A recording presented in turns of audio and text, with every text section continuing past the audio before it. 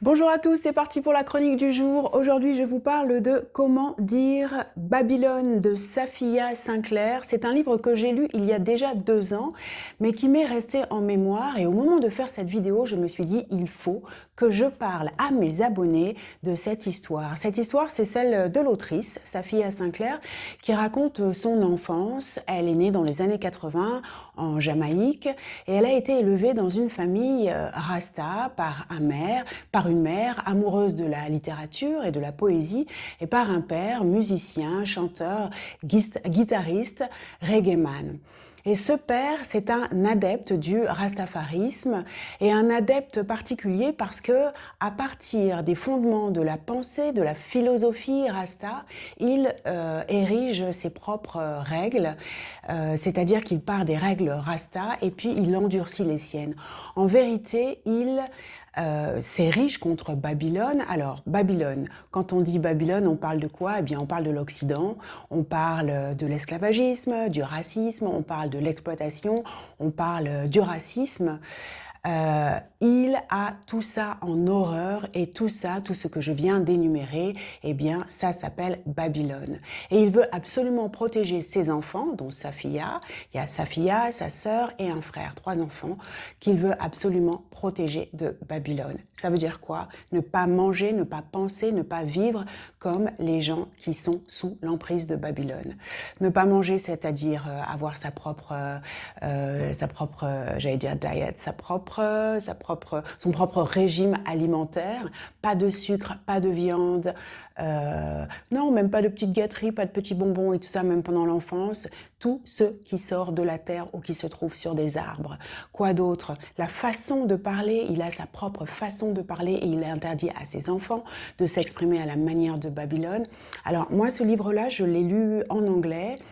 Ça veut dire que j'ai pas d'exemple à vous donner si ce n'est en anglais. Par exemple, pour dire comprendre, understand, lui, il utilise overstand. Pour lui, l'aliénation commence d'abord et passe aussi par le langage.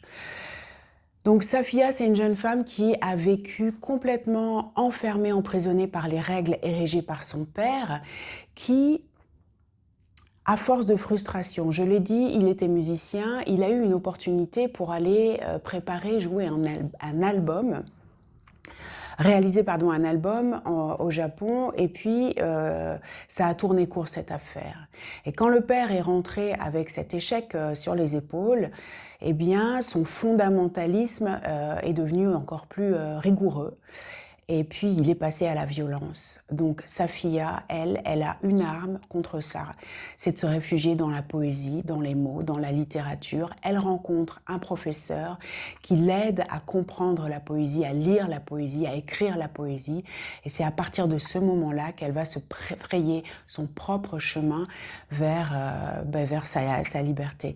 C'est un livre qui est fabuleux, qui dit et redit la puissance des mots, qui dit et redit la puissance de l'imagination et qui vraiment, à mon sens, peut être lu évidemment par tout le monde et notamment par les jeunes gens qui ont coupé avec la littérature, qui ne savent plus à quoi ça sert de lire, qui voient plus tellement l'intérêt.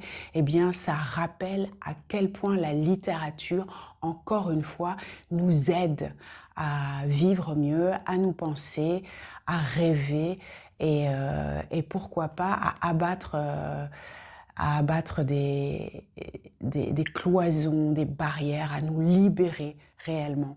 Un parcours magnifique.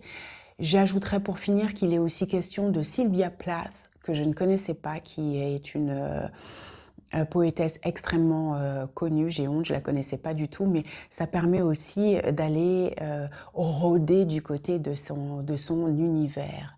Voilà, c'est tout pour moi. Merci beaucoup de partager vos impressions et vos commentaires, que vous ayez lu ou pas ce livre. Voilà, abonnez-vous si ça n'est pas déjà fait, et si c'est déjà fait, merci infiniment. À tout bientôt. Bye.